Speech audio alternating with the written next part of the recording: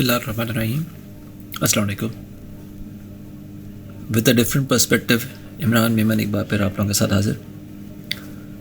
19 अक्टूबर 2022 यानी कि आने वाला सेशन इंशाल्लाह ताला कल का जो है उसको डिस्कस कर लेते हैं। लेकिन उससे पहले मैं आप लोगों को दोबारा बता दूं कि वो जो क्रैश कोर्स जिसका मैं जिक्र कर रहा था, जिसमें कोई टेक्निकल एनालिसिस या किसी किस्म की कोई टीचिंग की हम बात नहीं करेंगे, लेकिन वो लोग जिनको ये मालूम ही नहीं है कि स्टॉक मार्केट क्या होती है, फाइनेंशियल मार्केट्स क्या होती हैं, किस तरह से फ्यूचर्स में काम होता है, किस तरह से रोल ओवर्स होते हैं, किस तरह से बाकी और मामला जो है वो निपटाए जाते हैं फाइनेंशियल मार्केट्स में या स्टॉक मार्केट्स में, चाहे वो कोई ऐसा हो जिसने अब स्टेप इन करना है मार्केट में या ऑलरेडी वो मार्केट में काम कर रहे हैं।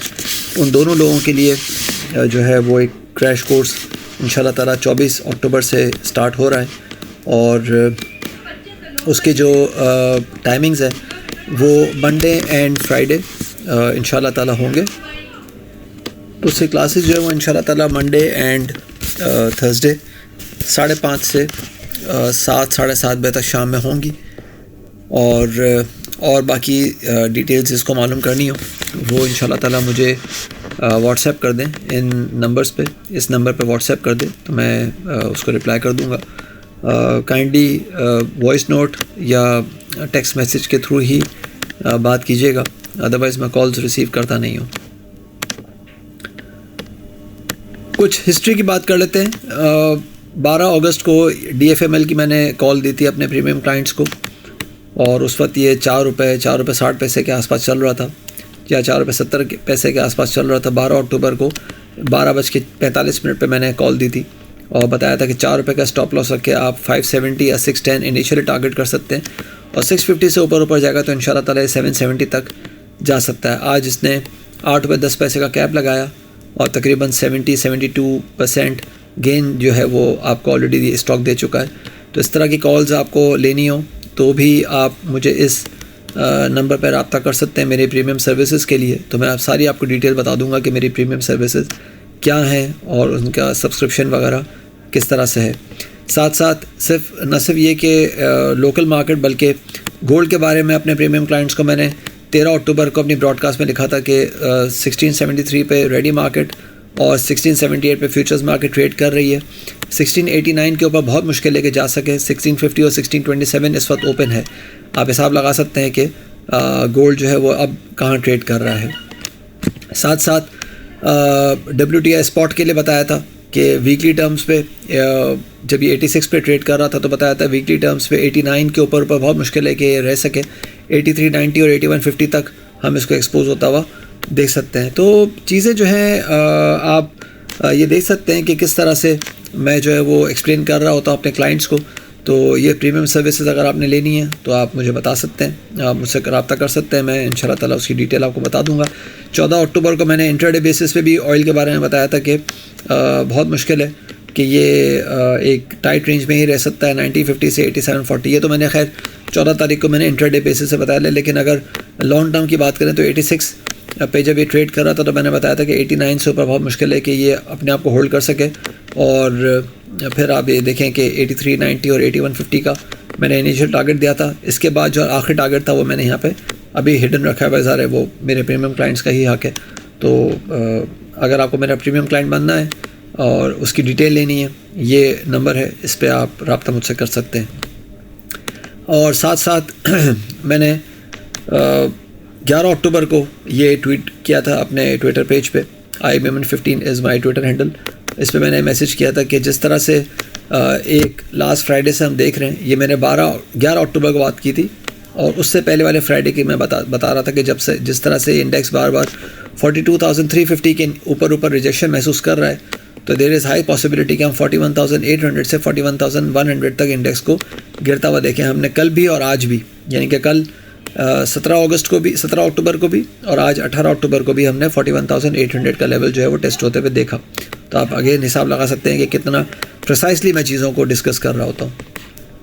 वीकली आउटलुक की अगर बात करें तो वीकली आउटलुक में बड़ा डिटेल में बात की थी कि इंडेक्स जो है वो एक टाइट रेंज में ही एक्सपेक्टेड है, चॉपी प्राइस एक्शन में ही एक्सपेक्टेड है, जिसमें 41,730 की सपोर्ट है, 42,300 की रेजिस्टेंस है, और बहुत मुश्किल है कि इस रेंज से बाहर निकल सके, जबकि जो बॉटम है वो 41,300 का या 42,600 का जो है वो टॉप हम एक्सपेक्ट कर सकते हैं। अब अगर हम देखें तो इंडेक्स ने जो पूरे हफ्ते में इस वक्त तक मूव ली है, ये पूरे हफ्ते का पैटर्न है। पूरे हफ्ते की अगर हम मूव देखें तो इस वक्त तक इंडेक्स ने 42,007 का हाई लगाया है और 41,727 का इस वक्त तक लो लगाया है दो दिन में, और इस वक्त इंडेक्स जो है वो 109 पॉइंट्स के एक नेट लॉस के साथ वीक ऑन वीक बेसिस पे 41,839 पे जो है वो इस वक्त चल रहा है, या आज का सेशन उससे क्लोज़ किया है। थोड़ा सा पीछे जाएँ तो मैंने ये ट्रेंड लाइन आपके साथ डिस्कस की थी 5 अक्टूबर को कि इंडेक्स इस ट्रेंड लाइन के बीच ही एक्सपेक्टेड है कि ये कहीं मूव करेगा, और आप देख सकते हैं कि मेरे पिछले वीडियोस आप देख सकते हैं कि उसमें मैंने बताया था कि किस तरह से ये ब्लू और पिंक लाइन की रेजिस्टेंस है, या ब्लू और पिंक लाइन की सिग्निफिकेंस है। इसमें इंडेक्स जो है वो इसको बहुत मुश्किल है कि इसको ब्रेक कर सके। पिंक लाइन तो बहुत स्ट्रॉन्ग टॉप अब बताने की कोशिश कर रही है, क्योंकि अगर पिंक लाइन को हम देखें तो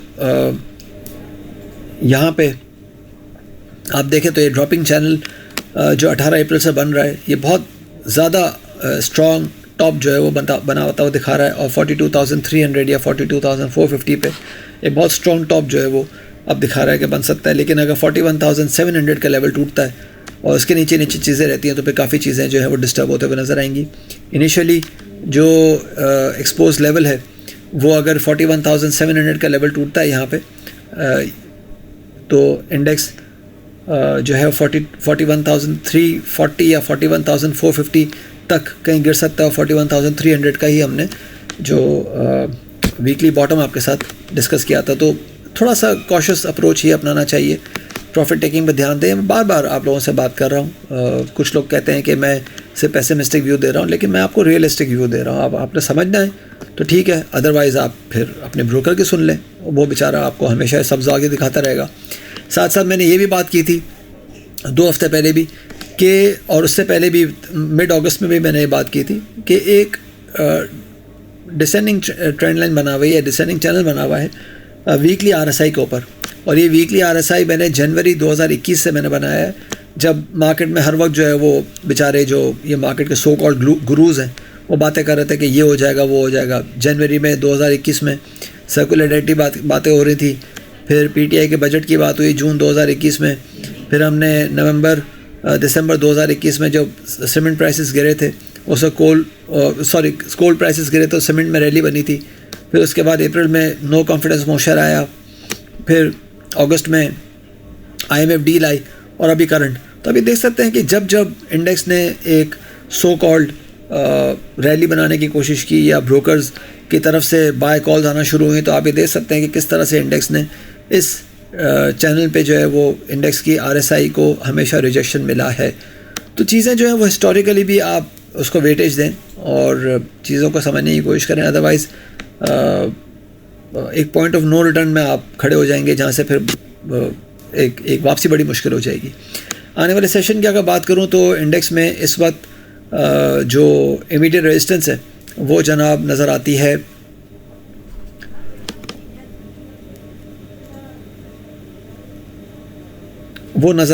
अब